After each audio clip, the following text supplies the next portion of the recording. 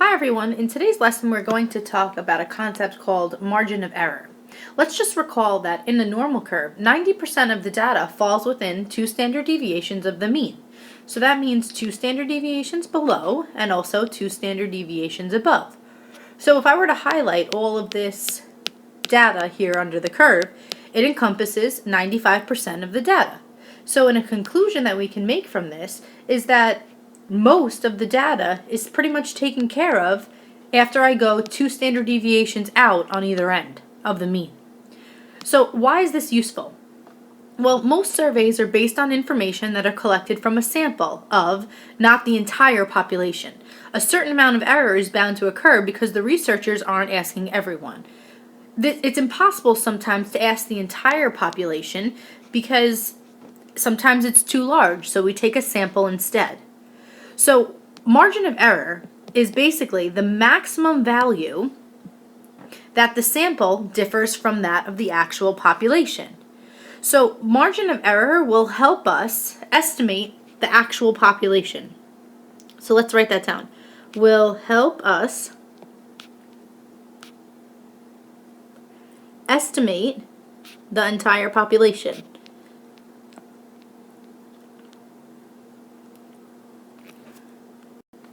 So how are we going to ask you questions about this? Let's see. Let's look at example number 1. So it says, determine the margin of error to the nearest 1/10 of a percent and the interval to the nearest 1/10 that would contain 95% of the population data if the sample was taken with a mean of 100 and a standard deviation of 15. Okay, so first I would like to cross off to the nearest 1/10 of a percent for both parts because that doesn't apply here. Okay, so I'm given a sample mean and a sample standard deviation, and I'd like to find the margin of error and the interval that would contain the entire population. Okay, so if I want to find the margin of error, we're just going to use this formula up here. So let's write margin of error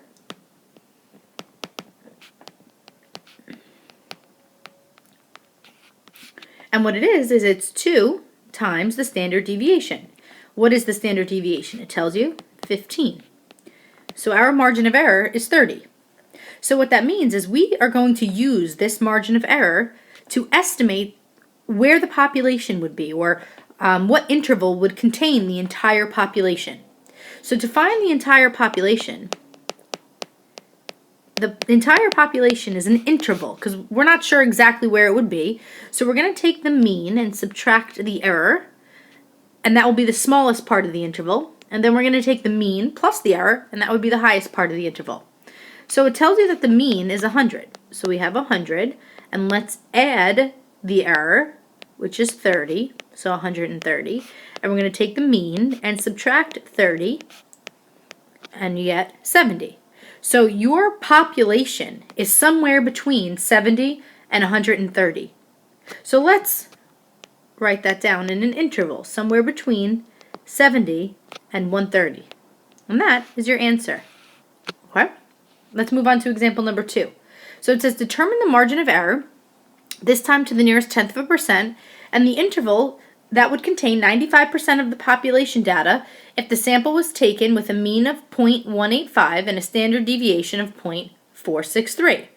So same concept. To find the margin of error, so margin of error, you're going to take 2 times the standard deviation. Okay, so type that into your calculator. 2 times 0.463, and you should get 0.926. So to the nearest 1/10 of a percent would be 92.6%. Okay, now let's find the population. So if we wanted to find the data that included the population, we would take the mean, which is 0.815, and add the margin of error, 0.926. We're going to take the mean and subtract the margin of error, 0.926. So 0.815 plus 0.926 is approximately 1.741.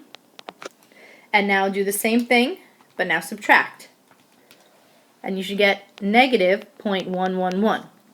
So the interval that would contain the population would be negative 0.111, comma, 1.471. And I think the interval says to the nearest tenth, so this would be a negative 0.1, comma, 1.7. That would be the interval that would contain the population. Okay, let's look on the back now. Sometimes the situation gives you a sample proportion and the number of people sampled. What does that mean, sample proportion? It just means an example would be like 25% of the people that I sampled liked pizza, or 5 out of 10 people enjoyed watching TV. Those would be a sample proportion. So of the people that I sampled, these were my results. So there's a different formula this time. We have a margin of error is this formula, and P is the sample proportion, so that percentages that you got from the from the sample, and N is the number of people sampled. So let's look at example number 1.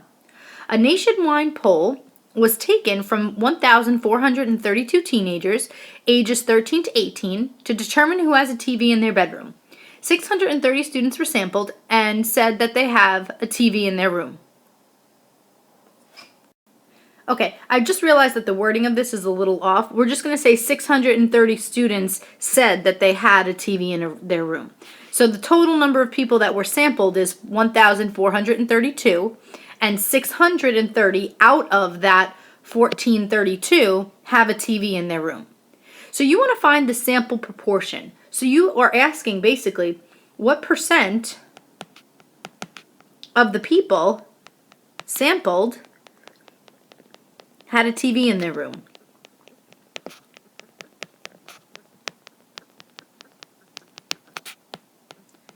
So to find a percent, it's just a part over whole times 100. So the part that had their TVs in their rooms were 630 out of 1,432. And we're going to take that decimal and times it by 100. So take a minute, pause the video if you have to, and type it into your calculator. Okay, you should get approximately 43.99, which to the nearest tenth makes it about 44.0% of the people that they surveyed had a TV in their room. So now if I want to find the margin of error this time, what we're going to have to do is use this formula up here. So first let's write it. 2p 1 minus p over n. And when you're using p and you're plugging it in here into this formula, you have to either plug it in as a fraction or as a decimal. So let's put that over here. About p is the sample. Input as fraction or decimal.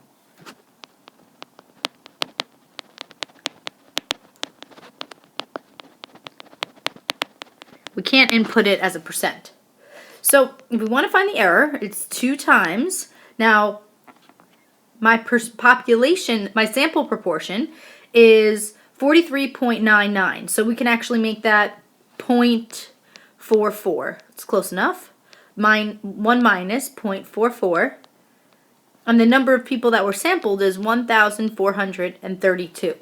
So take a minute, type this into your calculator, and hit resume when you're finished.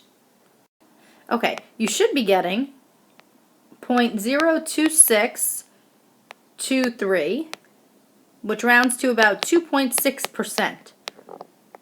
Okay, so we found the margin of error, this time different formula. The reason why it's a different formula is because they gave you a sample proportion.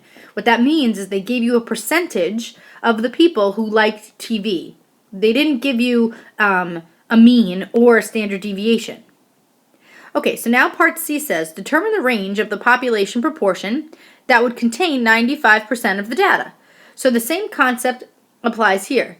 You're going to take the sample proportion and subtract the error, and the sample proportion and add the error. Okay, so we have sample proportion, so let's write sample proportion minus the error, comma, sample proportion plus the error. All right, so the sample proportion was found in part A, which was, let's use the decimal, so about 0.43 or 0.44. So 0.44 minus the error, which is 0.026, so we'll say 0.03, comma, the sample proportion again is 0.44 plus 0.03 this time. Okay, so if you put those into your calculator, you should get 0.41, comma, 0.47. So you're determining the range of the population proportion. So if you were to sample the entire population, it would be anywhere between 41% and 47% would actually have a TV in their room.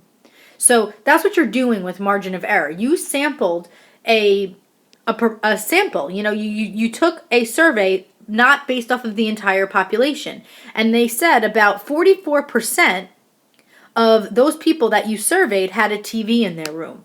But what we just figured out is that the real answer for the entire population would be anywhere from 41% to 47%. So our sample was pretty close to being accurate. Okay, part D. If the number of teenagers studied was 5,000, so this was the population. This entire thing is the population.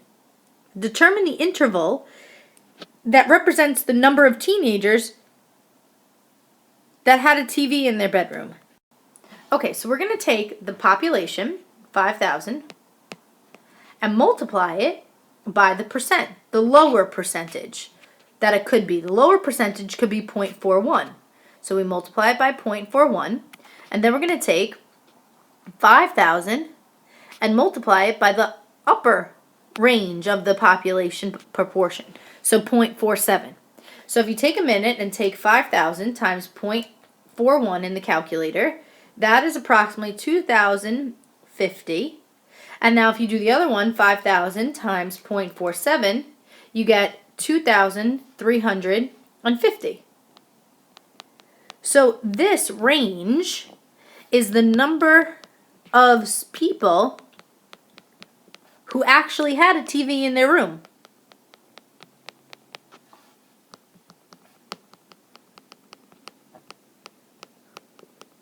Okay. If you have any questions at this point, I would take a minute and jot down what questions you might have. This is a lot of vocab, so it can be a little bit tricky. All right, let's move on to the next problem. Okay, here's example number 3. Stevens Beverage Company is offering a new cola drink comparable to Coke. 50 cola drinkers were sampled to take a blind taste test to see which cola they prefer, Stevens' new drink or the famous Coke brand. 9 out of the 50 preferred Stevens Cola to Coke.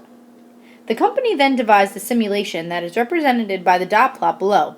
Each dot on the graph shown below represents the proportion of people who preferred Stevens' new product, each of sample size 50, simulated 100 times. So if you notice in this simulation, they give you a mean of 0.247 and a standard deviation of 0.062. Okay. Some of you might even be asking, what is a simulation? Basically, a simulation is just a model that they can represent to try to represent what's going to happen. So it's kind of just like rolling a die 100 times and seeing what happens. Okay. So let's answer the questions and see what happens. Part A, based on the sample proportion, determine the margin of error to the nearest hundredth of a percent. So this here is my sample proportion, not the simulation, the sample proportion. So they tell you 9 out of the 50 preferred Stevens Coca-Cola. So 9 out of 50 is your sample proportion. So find the margin of error using 9 out of 50. If you take 9 and divide it by 50 in the calculator, you'll get 0.18. So remember, if we want to find a sample proportion, if we want to find a margin of error given a sample proportion, well, all we have to do is use the formula 2p, 1 minus p over n. So 2 times the square root, p is 0.18, 1 minus 0.18 over the 50 people that were sampled. So take a minute, put this into the calculator, and hit resume when you're done. Okay, you should be getting 0.10866, and it says to the nearest tenth of a percent, so about 10.9%. Okay, now second part. Based on the simulation, so this is the dot plot, determine the margin of error to the nearest tenth of a percent. So now since they gave you a mean and a standard deviation, the only thing that you have to do to find the margin of error this time is just do 2 times the standard deviation. So 2 times 0.062 should be your answer. And you should get 0.124. Rounded to the nearest tenth of a percent is 12.4%. That's okay, that's it for today. If you have any questions, please ask tomorrow.